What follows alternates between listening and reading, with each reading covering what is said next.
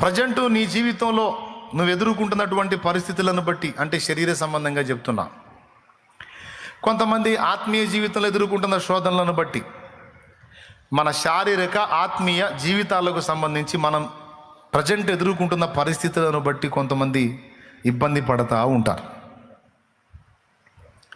కొంతమంది కంగారు పడతా ఉంటారు, కలతలో ఉంటారు, కలవరంలో ఉంటారు, నిద్రపోరు, వేదన పడతా ఉంటారు.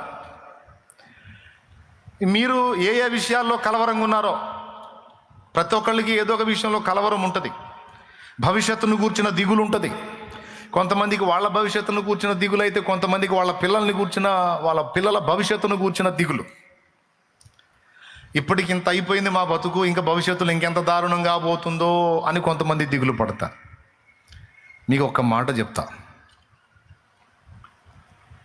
దేవుడు మనం పుట్టక ముందే నియమింపబడిన దినములలో ఒక్కటైనా ఇంకా జరగక ముందే మన దినములన్నీ గ్రంథములో రాసి పెట్టాడు, లిఖితం చేశాడు.